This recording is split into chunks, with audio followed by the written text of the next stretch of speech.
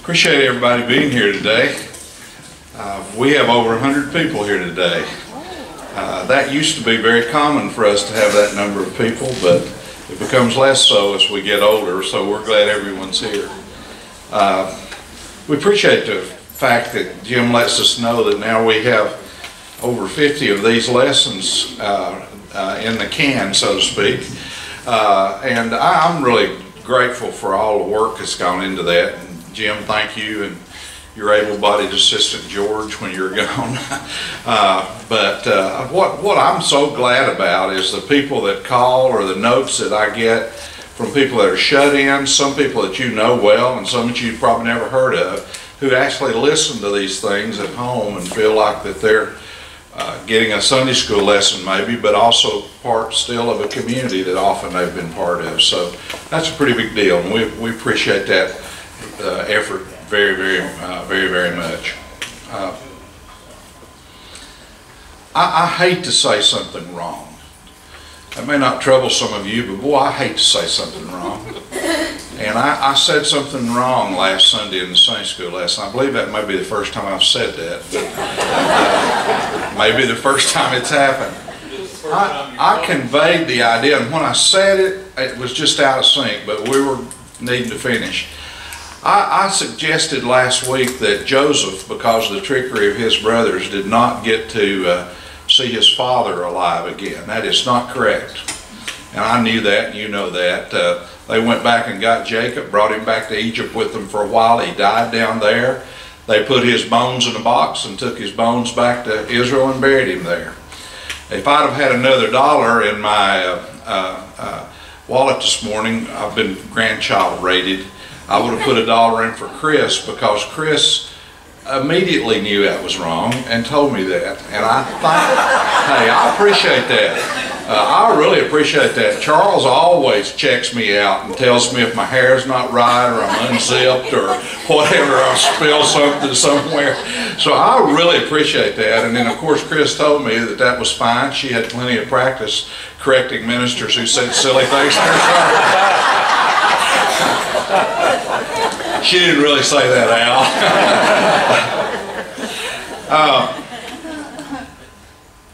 I think that, you know, we're diminished by two people today, and we've taken note of that. These were both wonderful women. I love Shirley Hickson's voice. I love to talk to her. She had the most striking voice. And I love to belittle her and kid her about Georgia football, but boy, she could give as good as she got. And so we'll certainly remember that family and Everett in our prayers. And Phyllis, my wife, knew Gene Dixon years before, Gene Demas years before I did. And so by the time I knew her, it was just like an old friend. And she was the most gracious person.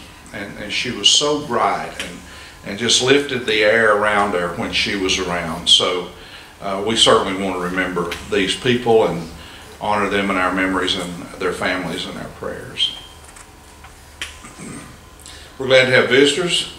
If you come twice, you're a semi-member. If you come back, we probably would let her not have to go through initiation. You think, Tom? So we're glad that you're with us again today.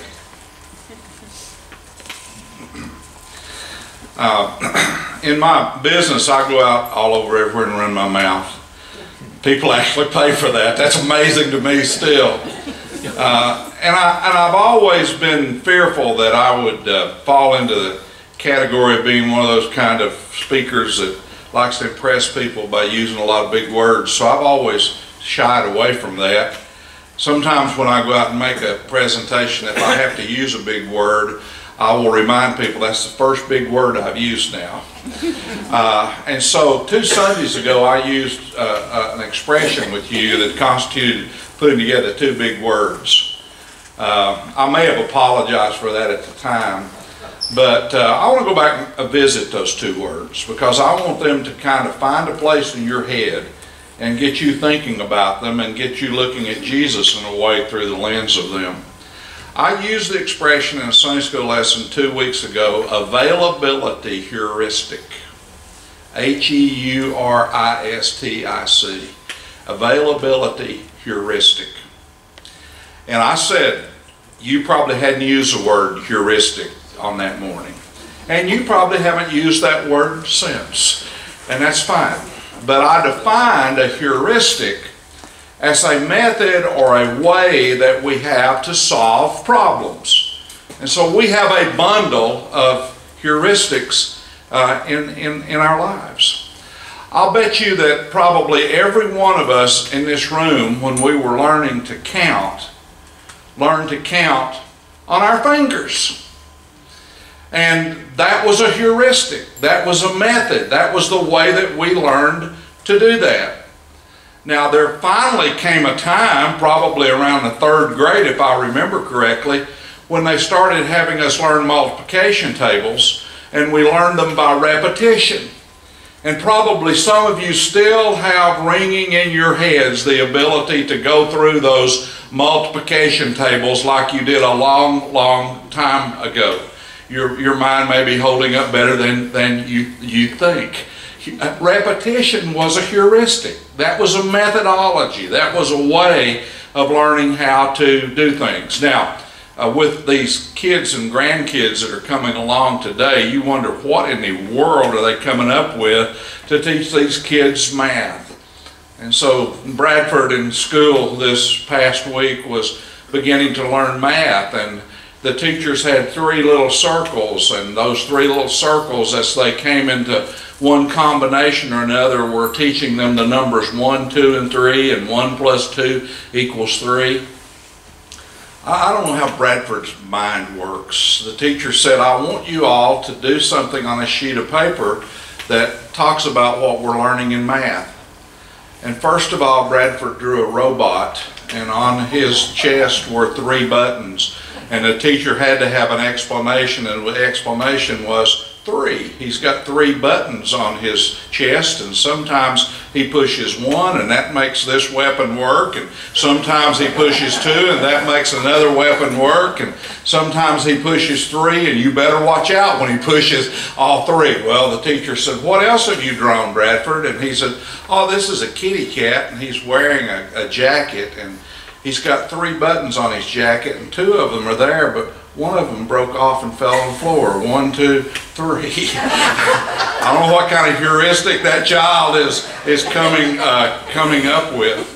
I think that most of us understand when we drive by somebody and they have one of those bumper stickers on their cars that says WWJD, that we know that that's trying to stand for the words, what would Jesus do? And you hadn't maybe thought about it that way, but that's kind of a heuristic to solve your problems and ask what would Jesus do. My mother, from the time I was a little boy with me and my brothers, when we went out somewhere, she'd always say, something comes up and you don't know what to do, or if something comes up and it seems like a problem, just ask yourself, what would Jesus do in this situation? She was trying to give us a heuristic. Do you remember sometimes when you had a choice that you had to make and you would draw straws to see who would go first or who would get the first choice of the piece of pie on the table? That was a heuristic. I had a brother who's dead now, and he was a gambler, and so very early on when we had choices that were to be made, he would have us cut cards. My mother didn't like that heuristic. She was a great fan of canasta, but she didn't want those other kind of cards coming into our house. But we've all solved problems in that kind of ways. I don't know about some of you men, but I've had a heuristic in my life for over 50 years. I'll take a problem and I'll try to solve it, and I'll take a situation and I'll try to think about it. I'll take a situation and I'll move with it as far as I can go, and I'm about ready to go out and declare myself in some way or another. And what do you think I've learned to do? I'll go ask my wife. And so I say, what would Phyllis do? And I'm not kidding about that. And I'm sure some of the rest of you may be smart enough to be like that. And so take it as far as you can take it, right, Lee? And then go ask Dee Dee. I mean, that's just the way that we sometimes save ourselves from an awfully lot of trouble. And so a heuristic is a way that we have of solving problems. And then you add the word available. And available means when something really fills our brains, when something really fills our minds, and we get really convinced of it, then we'll tend to think it's true. Or we'll tend to think it's getting ready to come true. Or we'll tend to think that it's accurate. Now, I've got a little test for you, and you all look like you're well fortified this morning. I'd like for you to real quickly, you don't have to call it out, but I'd like for you to real quickly think of every word you can think of in the next 5 seconds that begins with the letter K. I think I said don't call it out, but that's all right. I know, Dennis, you've had to get used to that heuristic, but that's okay. So now then, you've had 5 seconds to think about words that begin with K. How many said kangaroo? I think I came first to kangaroo because we learned our letters in that heuristic by K, kangaroo, O, owl, and so on and so on. Some of you thought kite, maybe. Some of you thought knife, maybe. Some of you thought no, maybe. I mean, we could just go on down the rest of this morning with all of the words that you thought of that begin with the letter K. Now, in the next 5 seconds, think of every word you can think of where the third letter is K. Where the third letter is K. Uh-oh, now you've been stumped a little. Your brain's not going as quickly, is it? That's not quite available to you. Anybody think of one? Oh, great. Oak, ask, toke. Pardon? Acknowledge. Great, Ben. Rekindle, good Lord. Walt. That's all right, Walt. Ben wins it though. There you go. And so, but that was a little harder to do, wasn't it? And so, because there's more of an availability in our brains quickly of words that begin with K, and because there's not as much availability of the words that have the third letter K, we will become convinced that there's a whole lot more words in the English language that begin with K than that have K as the third letter. But if you look in dictionaries, you'll actually find that there's 5 times as many words in the English language that have a K as the third letter. So you see, our minds can play tricks on us. You see, our ways of problem solving, maybe they're not as correct as we'd like to think that they would be. Who in here would believe, this is the second example, who in here would believe that there are more people killed in the United States in a year, more people killed in the United States in a year by parts falling off of airplanes than there are people killed in the United States in shark attacks? I don't think you would believe that. But you're not believing that has nothing to do with facts. Because the fact is there's over twice as many people killed in the United States by parts falling off of airplanes than there are by shark attacks. So what's our problem? Our problem is you can't get people to spend millions of dollars going to movies about parts falling off of airplanes. But boy, you can shark attacks. And I feel sorry for my little grandson Charlie. He's afraid to go to the water now because he went out and watched this new movie Meg about this prehistoric shark that comes back to life. You all need to go see that. That'd get your blood pressure moving a little bit. But we had that experience. We had that experience when we were younger with Jaws. But there are more people get killed by falling parts off of airplanes. And now then, I've put that into your heads, and now you're going to go out and buy these titanium umbrellas, and you're going to carry them everywhere, or you're going to be looking up in the sky, or every time you hear an airplane, you're going to say, what am I going to do? I had an experience early this week with an availability heuristic. I was walking through where there was a group of people, and I overheard someone say with a little bit of anguish in her voice, "The Queen has died." And all of a sudden I'm thinking, well, I didn't even know she was sick. All of a sudden I'm thinking, well, now we're going to get Prince Charles as the king. Or I began to think, I knew she was old, but the last time I saw her out, she looked like she was doing pretty well. And I almost told someone else that the Queen had died. And then I heard a little bit more and I figured out they were talking about the Queen's soul, Aretha Franklin, which we all kind of understand now. But as much as I'd known and heard about Aretha, in my heuristic, in my mind, I was not filled with the idea that she was the Queen of Soul. Now, if they had said a woman that sings the song R-E-S-P-E-C-T, I'd have known exactly who they were talking about, and you would have too. And so sometimes what's available to our brains guides us, makes us think that things are accurate and likely and true. Availability heuristics. I don't know what you were like, but if you had checked up in on me at 13, my brain was filled with these heuristics. Everything about my life at 13 was football, football, football, football. Why did that fill my brain? Because that's what my brothers had done, and anybody of any significance in our community, the people I looked up to. Why did I do that? Because I was born in Athens, Tennessee. If I'd been born in Lexington, Kentucky, it might not have been football at all. And it just wasn't any football, of course. It was UT football. And my heart was bleeding orange by the time I was, 7 or 8. And I've often thought, if I had been born near Tuscaloosa, my heuristic would have been different. If I had been born at that most beautiful city on the plains, my heuristic would have been different. God forbid that I would have been born near Gainesville. I mean, look how that would have turned me out. If you'd have checked in with me at 13, you would have found a Baptist. And you would have had someone that would have come amongst people like you and say, y'all really hadn't got this baptism stuff right. You don't baptize babies, you baptize believers. And when you baptize them, you don't just throw a little water at them, you dunk them all the way under the water.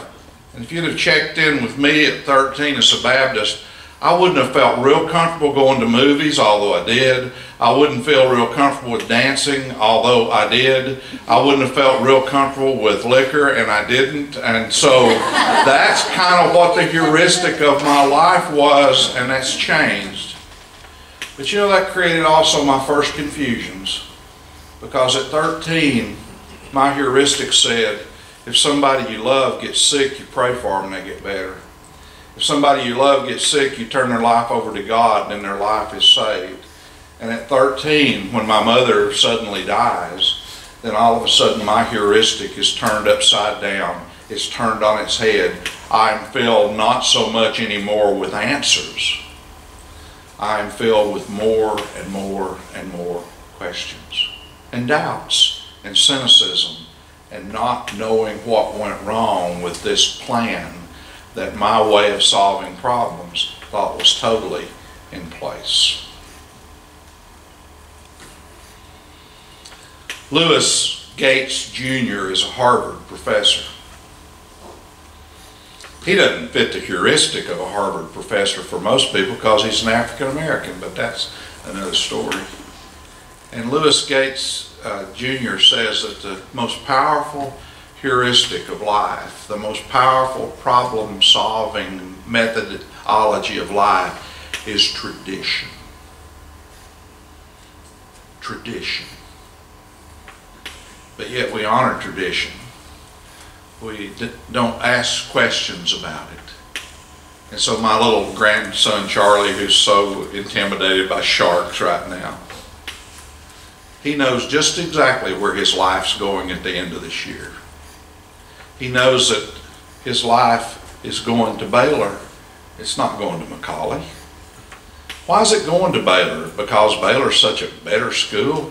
I doubt that.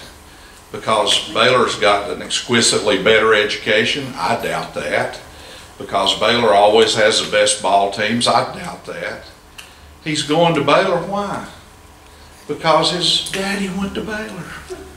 He's going to Baylor because his older sister went to Baylor. He's been tracking that since his birth, when some really smart person in the developmental office at Baylor sent him a little onesie that had Baylor all over the front of it. And so it would be against tradition. It would be against the availability heuristic of the way that he's going to solve the problem of where he goes to school. My poor mother-in-law has had to put up with me for many years now. And not long ago, before she went to assisted living, she calls us up one night. And it's late. And she didn't stay up late. And she calls us up one night and she's whispering. And she is telling us obviously something very, very important. And she says with her voice shaking just a little bit, "I found out where our new neighbors across the street are from." And they're from Iran. And so, oh, that gave me a chance to play into her availability heuristic. And I said, "Oh no." And she said, "What?" I said, "I bet they're spies." Or even worse, I bet they're terrorists. And in spite of the fact that this woman from across the street began to check on her every day 2 or 3 times and bring her food, which she was afraid to eat, when she was feeling bad before she went to assisted living, she would never go to sleep at night without turning off all of the lights in her bedroom and then going to the Venetian blinds and pulling them down and peeping as to what was going on across the street. That's the way availability heuristics work. Why do we have all of these problems with Catholic priests? How did that all get to be so awful? Although I can promise you it's not just been Catholic priests. Because the heuristic that says that priests are men of God and that priests would never do anything but good. And if you surrender to their wishes, it's almost like you must be surrendering to the will of God. And so I'm down on Broad Street a couple of weeks ago, and I'm an adult. And I look in front of me at where the restaurant down there that's now closed that we all enjoyed, that I'm not thinking of the name, Chris? 212. No. 212. Sorry, Ben, you were on a roll though. No. Mount Vernon. Who's? Oh, Mount Vernon. Mount Vernon. Thank you, Jane. You still working, Jane. And so in front of me, I see a police car pulling a car over. I'm in the right-hand lane. This light comes on there, and I see a white policeman, and I see a black older man and woman, and he's talking to them through the window. And I say to myself, uh-oh, those black people are in trouble. Or I say to myself, oh Lord, imagine the kind of fear that they're feeling being pulled over by a white policeman. And so, knowing me, I ease up beyond the stoplight a little bit and I roll my right side window down. That cop knows there's going to be a witness now. You see how I said that? And then I hear them talking. And the white policeman is telling the black couple that he has pulled off the road how proud he is of their son who has just finished the police academy and what a wonderful policeman they think he's going to make. And I rolled up my window and I drove with my heuristic ruptured a little bit on down the road. See what I'm saying? Let our mind get filled with something. And then when we go to solve problems or we encounter life, it's like because our mind's filled with something, that must be right. It must be accurate. It must be likely. All right, finally, let's check in with Jesus at 13 years of age. And what was the availability heuristic of his world? What was the problem-solving methodology of his world? It was the Jewish laws, it was the Jewish authority figures, and it was the Jewish traditions that had come to rule in people's lives. And you see, once you set it up like that, then we know from the beginning to the end that that's what got Jesus in trouble. We know that as that young boy coming of age, that his parents can't find him because he's not playing on the way back to Jerusalem like all the other kids are playing. That's what he was supposed to do. And they go looking for him, and they find him sitting in the temple talking to the elders, and the elders are amazed at what Jesus is able to say and ask them. And you see Mary and Joseph saying, are we in trouble here? Is he in trouble here? We're so embarrassed by our son. We hope he hadn't bothered you guys very much. Jesus, you asked too many questions, son. From the very beginning, Jesus was breaking with the availability heuristic. There was something beyond the Jewish laws. He said he'd come to take them to a new level eventually. There was something beyond the Jewish traditions. He said sometimes you've taken the traditions of men and you've forgotten the ways of God. And before you know it, Jesus is out teaching, and people are listening to him because he broke the heuristic. And all of these traditionalists are scared, and they're afraid that maybe he's turning some people's heads. All of a sudden we find him in the cornfields or wheat fields, and people are hungry, and it's the Sabbath day, and Jesus says, man wasn't created for the Sabbath, the laws. The Sabbath, the laws were created for man, and he tells his disciples to get food and eat, and before you know it, the heuristic is broken so much that he's feeding 5,000. And then we see him hanging out with lepers, nasty, old, God-forsaken lepers. Then we see him hanging on with children and saying the kingdom of God is like children, and children are to be seen and not heard in those traditions. And then we see him talking to tainted women. The woman at Samaritan well, a Samaritan, oh my Lord. And then we see him talking to the woman that's caught in the act of adultery, but because he talks to her, she doesn't get stoned, which would have been fine in that heuristic. And he's talking to her about going and living her life on a transformed, renewed, and sinless level. Jesus was the heuristic breaker, and he got put to death for it. Jesus was the accepted methodology breaker. And Jesus comes along and says, you'll know the truth, and the truth will set you free. Free from what? Free from the accepted ways of seeing people and doing things and following God. He comes along and he says, I have come in my life to set the captives free.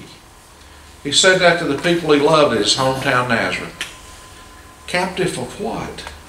Captive of their heuristics. Captive of the ways that they had solved problems. Captives of the way that were established and traditional about doing things. And interestingly enough, these same friends and family took him off to a hillside and tried to throw him off and kill him. I'd like for you to go away with this image in your mind. I think that we live with two spigots in front of us all the time. One spigot is an answer spigot, and it's turned on most of the time. That answer spigot tells us everything that we've heard, everything that's been done around here, the way things are thought about or done here. And that answer spigot is handed to us with our mother's milk. It's rewarded and encouraged by the cultures and the societies that we're a part of. the answer spigot. And then over here's a question spigot. And it doesn't get turned on much, because the minute that you turn it on, you may be a little bit outside the veil. The minute you turn it on, you're looking at things differently than you might have been taught. When it's turned on, you may be charting your own course a little bit rather than following that road that's often taken and usually taken. I think that Jesus went through life pushing that answer spigot back a little bit and pulling that question spigot on and trying to do that for other people. I think that some of the most important people of our existence have kind of pushed that answer spigot back a little bit and have turned on that question spigot that allows them to look at life and look at people and look at realities in maybe new and different and redemptive and transformative ways. I can't tell you how long I played with a bag of golf clubs that had steel shafts and wooden heads, because I thought that was the way that you played golf. And when I found out that these things that were made out of titanium and these things that were made out of carbon fiber plastics would help you hit that ball a lot more accurately and a lot further, I kind of got rid of those old clubs. Jesus got rid of the old clubs. Jesus calls upon us to know the truth and let it set us free. Jesus calls upon us to be liberated from the conventions that hold us in place and solidify our minds and tell us that there is only one way, and that's the way of tradition to live our lives. What we know best, we probably do not know at all. What the majority is saying is probably what we ought to question first and foremost. When that's what everyone is saying, that's the way things are done around here, that's how I was raised, that's how it is, we ought to turn off the answer spigot and turn on the question spigot. You'll know the truth, and the truth will set you free.